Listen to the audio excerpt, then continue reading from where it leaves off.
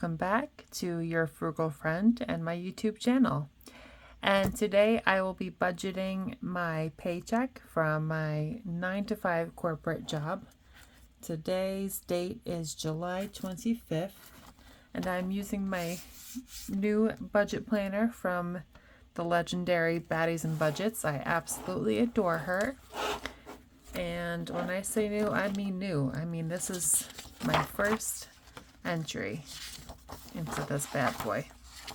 So I already did my monthly budget, which is probably going to change drastically, but that's a story that I do not want to get into. And there go my glasses. Okay, getting it together now. So, let me put the date here. What did I say? July 25th. I can't believe it. 2025. So, I have my notes to my side here. I think those are the wrong notes. Hold on. Okay, I'm back. So I had a little rollover in my checking account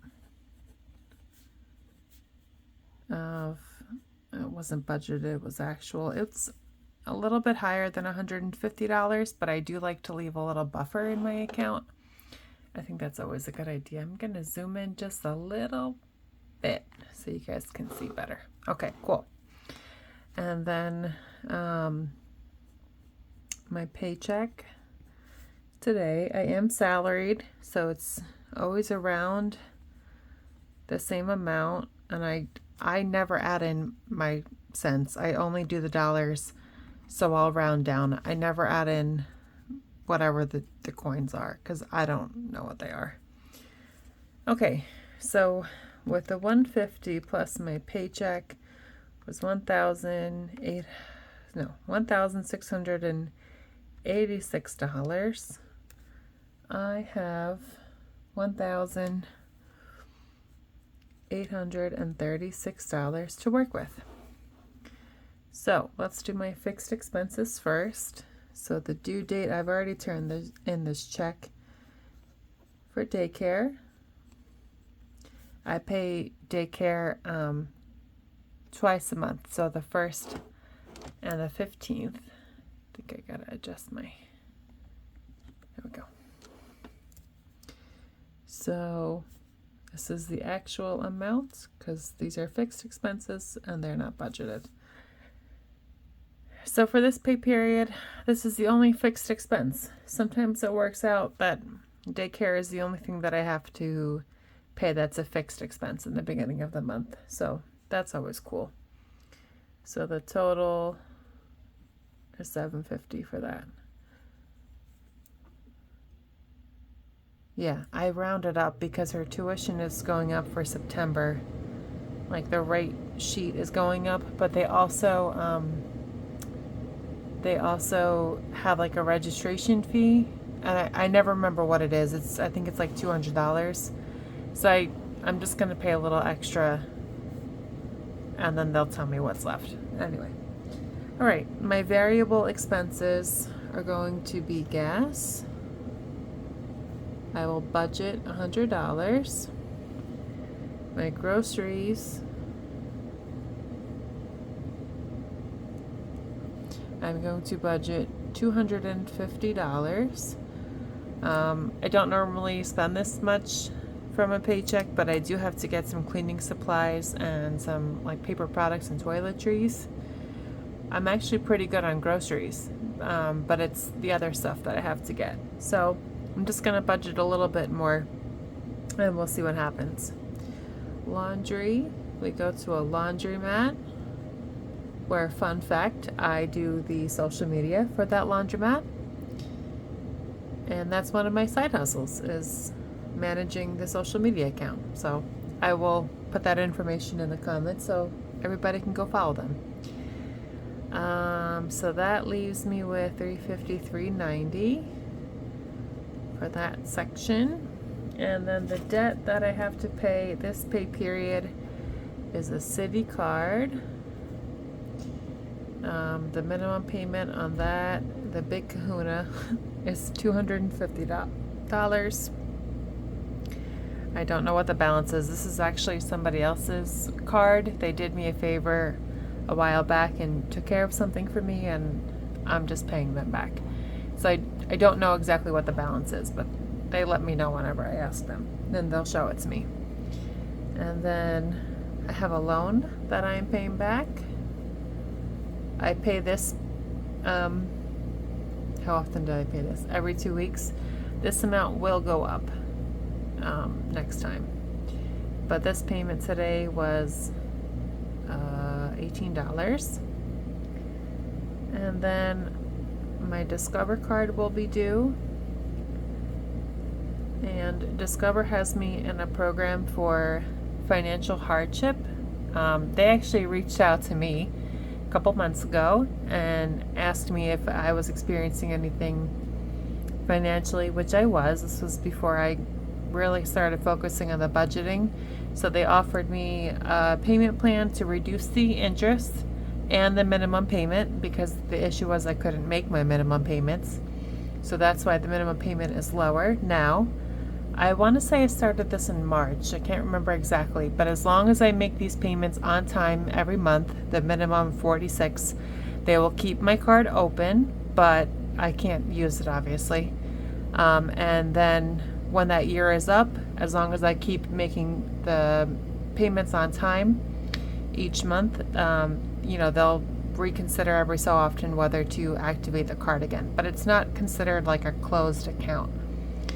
So that's that. And then my Amex card will be due, and I pay $40 on that, and the balance, I don't remember. I'm going to put the balances on another section of this book. I might ask Amex to do the same thing because of the interest rate, the same thing that Discover offered to me, just to make it save a little bit more money in the meantime. But I am doing the debt snowball method, and I will put that in another video where I have to really look at what my interest rates are, because I'm sure they're crazy.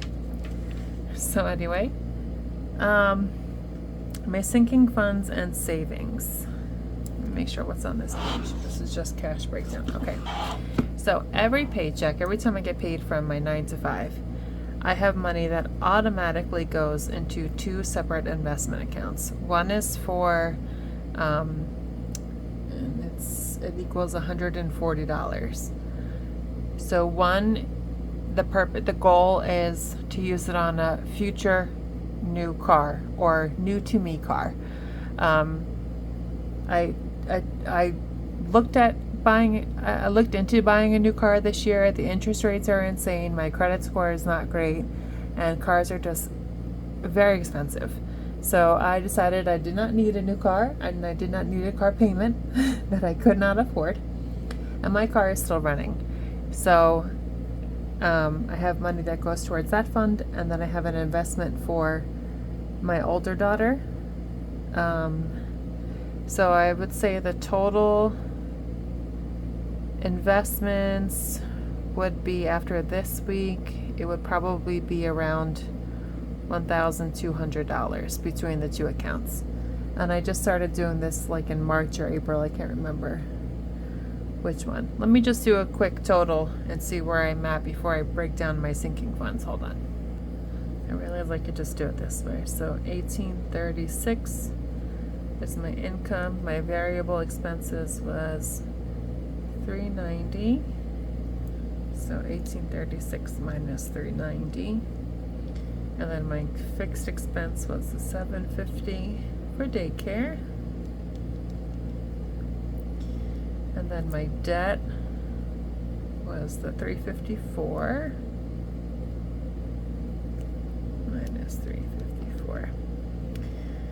And then, so I have $342 left, but I automatically take out the $140 because that's like a bill to me.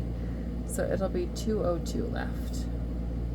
So I think, and I like to leave a buffer, so I'm not going to use the full $202. So what I'm going to do is I'm going to add in my emergency fund, and these will be the cash envelopes that I stuff. It's $30. And then my 50 cents my birthday envelope.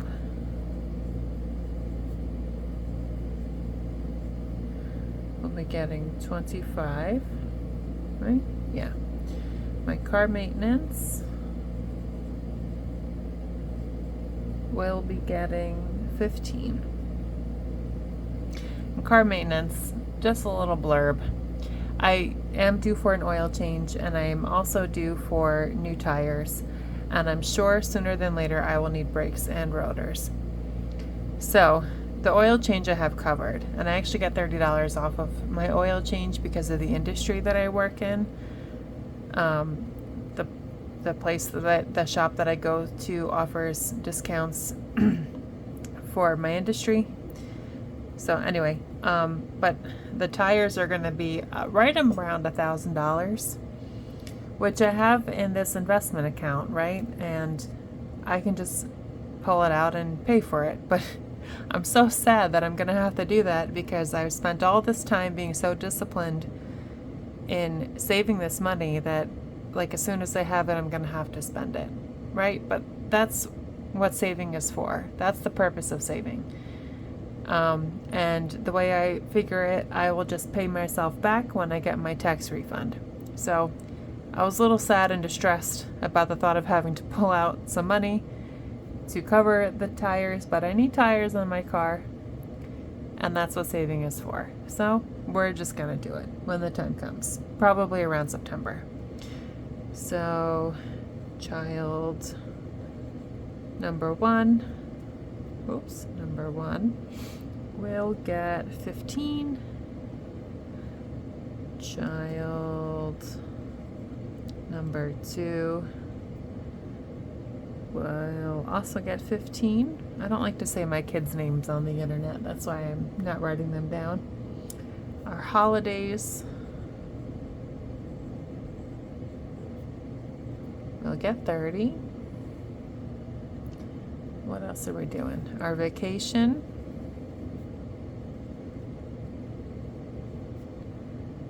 will get 10. Beauty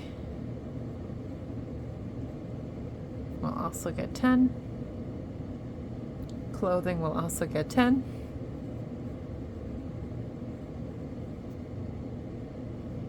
I'm gonna run out of room.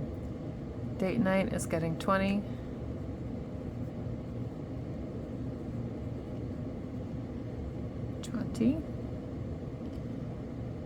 And let me take a pause, see where I am with that. So 202, right? Yeah.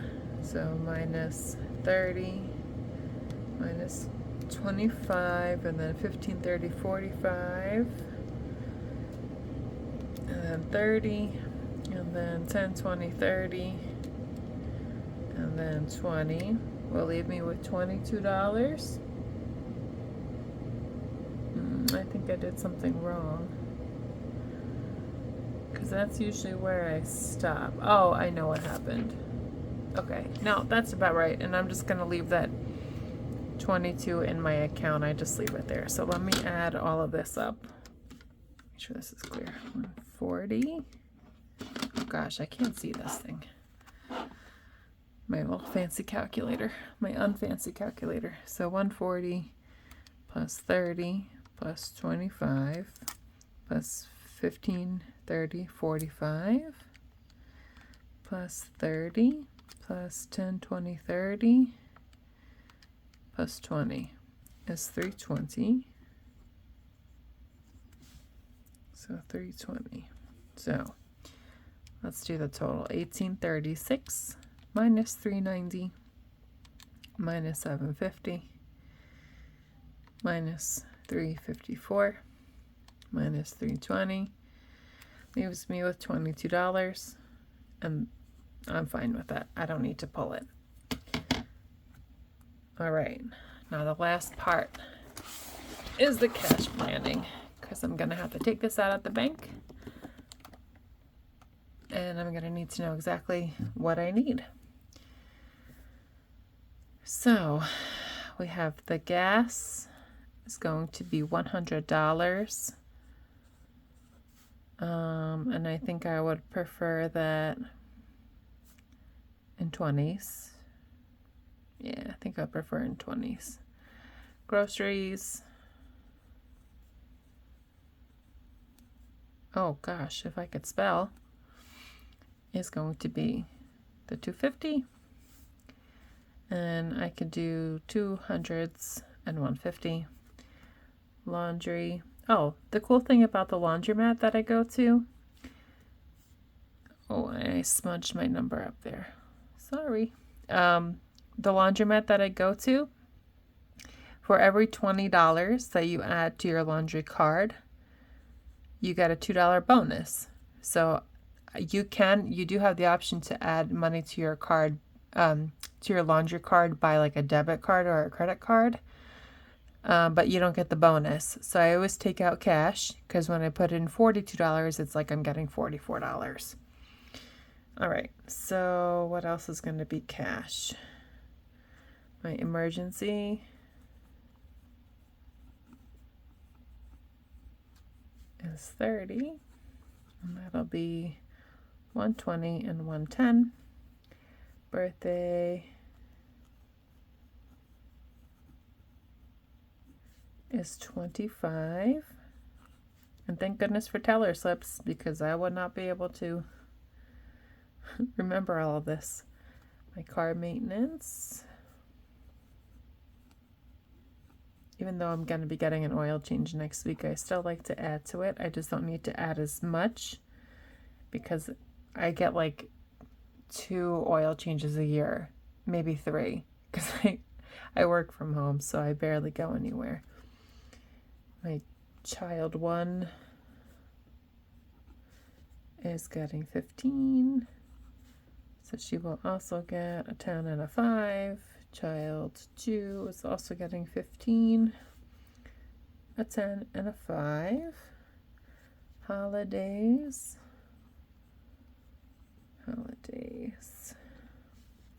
is getting 30. So we'll do a 20 and a 10.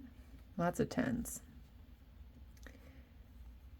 And I can't even like take this out in the ATM, because in the ATM they don't give 50s and 10s. I mean, I could take it out in the ATM if I needed to, and I have in the past, but then I have like wads of 5s, wads of singles. It's just, I'll just break my social anxiety for a little bit to go inside and ask for the denominations that I want. Yeah, because they don't give 10s. So look at all these 10s that I need. I would have all these in 5s. That would be crazy. Clothing.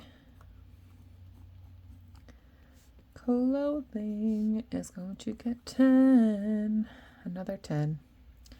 And our date night is going to get a 20. And that is because we haven't booked it yet, but we bought the Groupon for it for a dinner cruise. So my boyfriend paid for the tickets to the cruise, and this is for our 7-year anniversary that was in May, and we haven't gone out yet for it, but that's okay. We're busy people. And I'm going to pay for the drinks, and if we decide to Uber there and back. 5, 7, 8, 9, 10, 11. 11. Why does it say grand total? Oh, I get it. 1, 2, 3, 4, 5, 6, 7, 8. 8, 1, 2, 3, 4.